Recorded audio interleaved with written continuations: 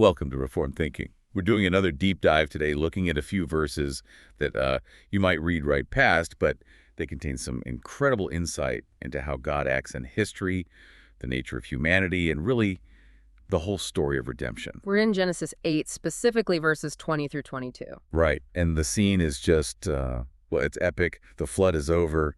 The judgment has wiped the earth clean of all the violence, all the rebellion. The waters are gone. And Noah and his family, the only people left, step out onto this new earth. You can just imagine it. It's the ultimate reset button. You'd think so. If you stopped reading right there, you'd think, okay, clean slate, perfect second chance. But the next three verses, which we're calling the hinge of history, show something much more radical is going on. That's the goal today. We want to really analyze these verses because they are the pivot from universal judgment, this constant threat of decreation, to the stable, predictable history that, we're all living in right now. And it sets up this huge tension, this paradox. If the flood was supposed to get rid of wickedness, why does God immediately say he knows the human heart is still evil from his youth? Exactly. I mean, if the world continuing depended on us getting better, the whole thing should have collapsed again instantly. So we need to figure out what single event happened right there on that muddy ground that changed God's entire way of relating to the world. And it all starts with Noah's very first action. Okay, so let's walk through the sequence. They're off the ark. The whole family, all the animals, they are literally the only living things on the planet. So your first instinct, your survival instinct, has to be build a house, right? Find water. Plant something so you have food in a few months. The practical things, the logical things. But the text is very clear about Noah's first recorded action. And it's not practical, it's theological. He builds an altar.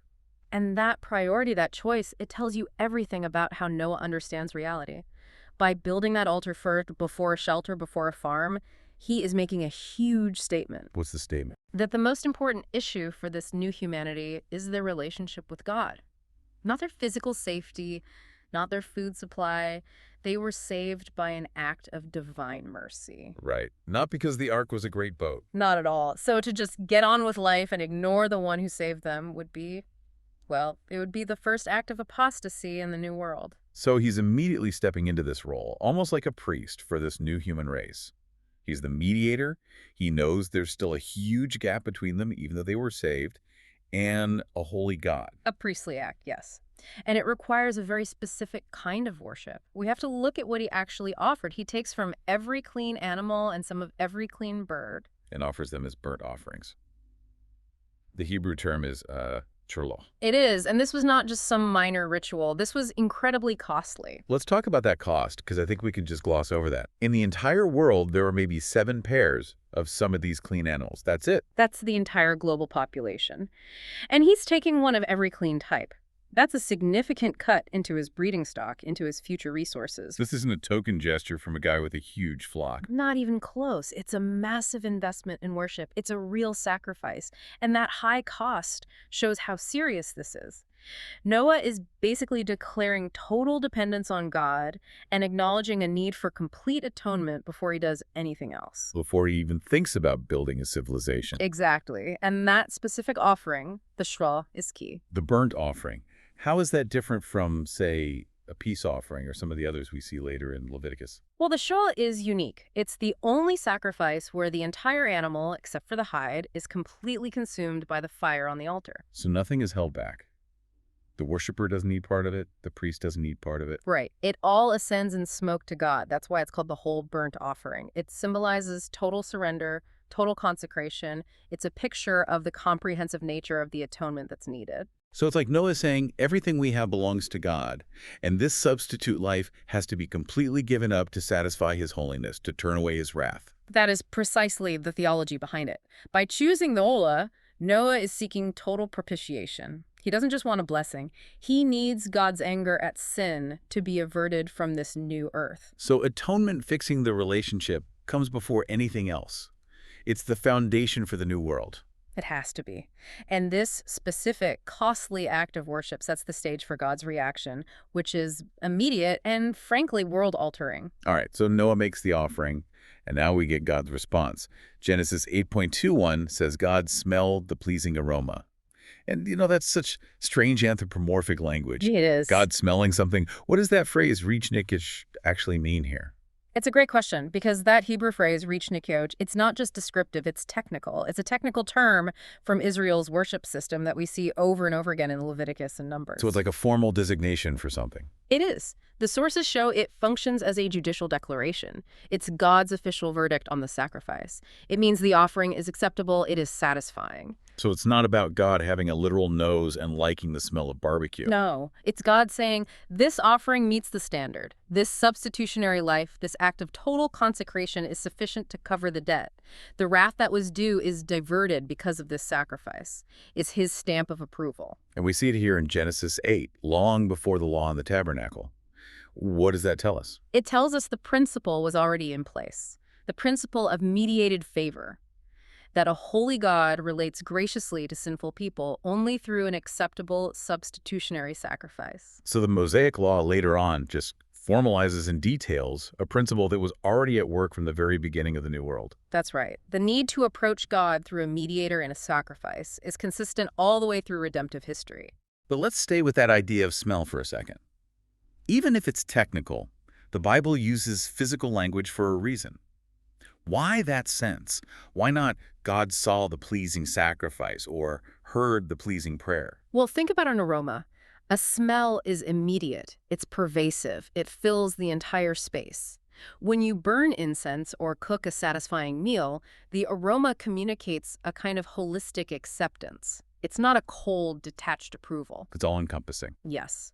The imagery suggests God's satisfaction was complete, immediate, and wholehearted. He fully accepted the atonement that was offered. And this acceptance is the absolute pivot point. It's the hinge. It links Noah's act of worship directly to the change in God's posture toward the world. It is everything. Because think about the alternative. What if the sacrifice had been unacceptable? What if the aroma had not been pleasing? Well, given what we're about to learn about the human heart, the judgment would have to start right back up again. Immediately. God's holiness can't coexist with sin. So if there's no buffer, no mediating sacrifice that's been accepted, then his justice requires a swift response. The world is only preserved because this specific offering worked. The sources connect them directly.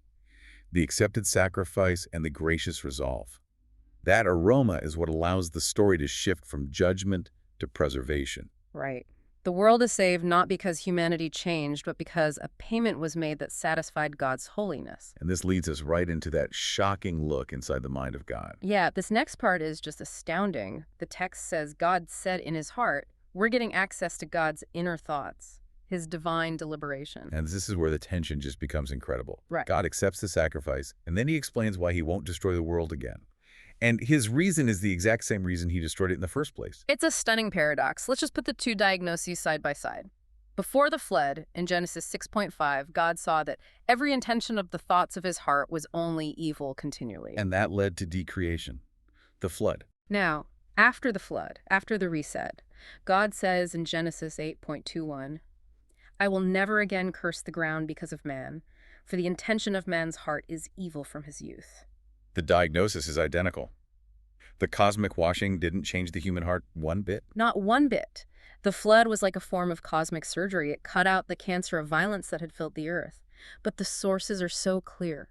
The water did not regenerate mankind. It did not cure our fallen nature. So the violent people were gone. But the source of the violence, the evil inclination in the heart, was still there, right inside Noah and his family. Exactly. So if you're asking, did God's plan fail? You have to understand the purpose of the flood. The Reformed view on this is that the flood's purpose was primarily retributive and preservative. Meaning it successfully executed judgment on the wickedness that existed, and it successfully preserved the promised line of redemption through Noah. But its purpose was never to spiritually rewire our nature. That's a work of grace, not a work of judgment. So the problem is just too deep. You can wash away the external symptoms, the violence, but you can't wash away the internal disease of sin. Right, and that's where this idea of congenital depravity comes in, which is confirmed by that little phrase, evil from his youth. That is a hugely significant phrase for the doctrine of original sin. From his youth. So this isn't something we learn or pick up from a bad environment. No, it's innate. It's a deep, internal heart problem that we are born with. The sources really stress that from his youth means this evil inclination is part of who we are from our earliest moments. It aligns perfectly with the Westminster Confession's view of pervasive depravity. This just completely contradicts so much of modern thinking, doesn't it? What the sources call optimistic anthropology. Oh, absolutely. The Enlightenment idea that people are born basically good or as blank slate, and that we can perfect ourselves through better education or better politics or better economic systems. If you think people are fundamentally good, you believe you can build a utopia just by changing the external structures. But if God's diagnosis right here is true, that the human heart is bent toward evil from birth, then any system built on the idea of human goodness is doomed to fail from the start. The corruption is inside the person, not just outside in the system. So this verse rules out any hope in human solutions to the problem of sin. It does. The problem is internal, it's in the heart, and it's incurable by any human means. And because God knows this, his plan for the future must be grounded in something other than human improvement. It'd have to be grounded in grace. In grace alone. So nothing has changed in humanity. But because of that one accepted sacrifice, everything is about to change in how God deals with the world. Okay, so that brings us to the result of all this. The sacrifice, the reach and choice, has been accepted, so God makes a change. He does. He changes his covenantal stance. He shifts from a posture of strict, immediate, retributive judgment, where sin equals destruction, to a new posture of gracious forbearance. And this is totally a one-sided decision, right? It's a unilateral, sovereign choice on God's part. He resolves to keep the world going, even though he knows our hearts are still evil. Yes. And he grounds the preservation of the world entirely in his own promise, not in our performance or our potential. The stability of the world from this point forward is a mediated stability. Mediated by that sacrifice. Mediated by the sacrifice. The framework for this is the Noahic covenant, and the mechanism is what theologians call common grace. And the content of that promise is so specific and almost poetic. He guarantees this cosmic order. He lays it out in 4 pairs. Seed time and harvest, cold and heat, summer and winter, day and night shall not cease. It's so comprehensive. It covers everything from farming to the basic rhythm of a day. It's a promise of a stable, predictable, ordered world. The basic cycles that you need for life and civilization will be maintained. And we take that predictability completely for granted. You know, you plant a seed, you expect a harvest, you go to sleep, you expect the sun to rise. But the sources are clear. This isn't just happening on its own. It's not some blind, natural process that just keeps ticking along. Not at all. That phrase, shall not cease, is so important. It implies these cycles continue only because God is actively, willfully, and continuously upholding them by his covenant promise. It's a constant act of divine maintenance. Which is the exact opposite of the flood, which was an act of divine decreation, of unraveling all that stability from Genesis 1. Right. So with this covenant, God puts a permanent preservative bubble around creation. He secures it from another total collapse. And this preservative framework is what defines common grace. It's common because it's universal, right? It is. It's for all flesh. It benefits the just and the unjust. The person who curses God still gets the benefit of the sun and the rain and the harvest. So why is that so important for the rest of salvation history? What's the point of preserving a world for everyone if not everyone is saved? That gets to the teleological purpose, the end goal.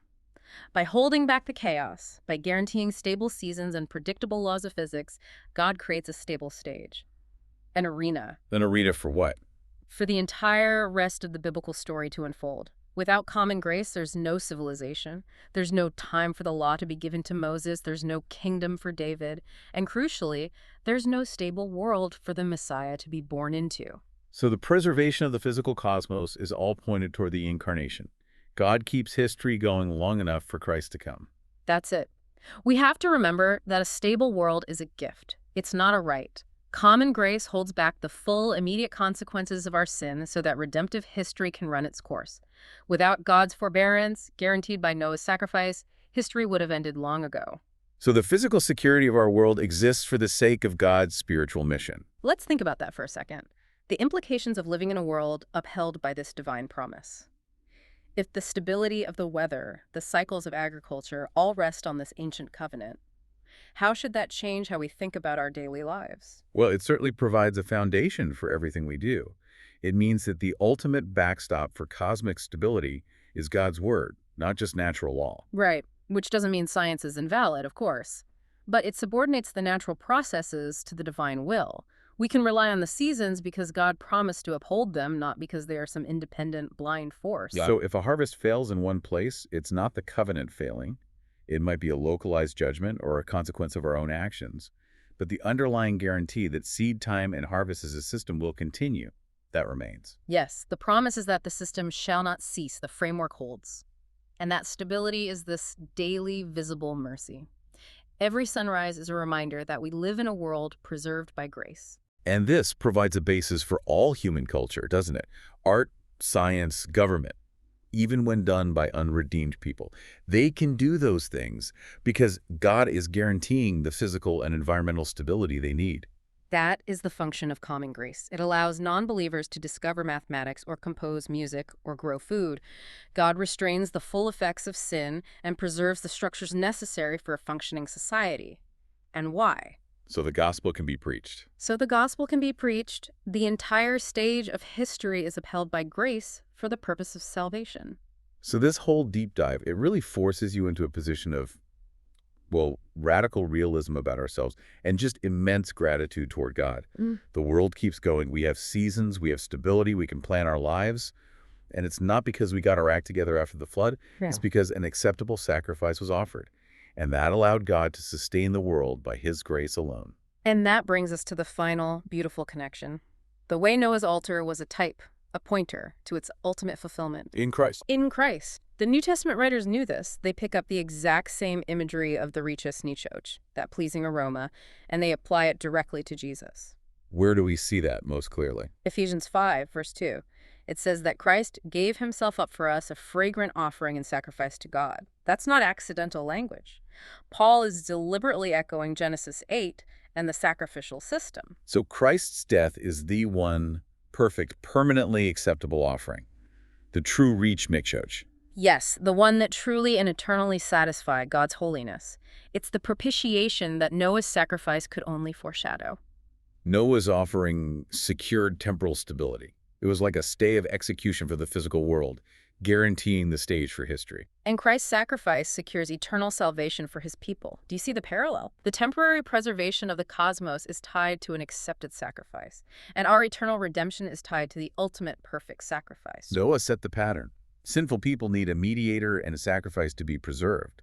And Christ is that final mediator. His acceptance secures not just stability for the world for a time, but permanent, irreversible reconciliation for his church.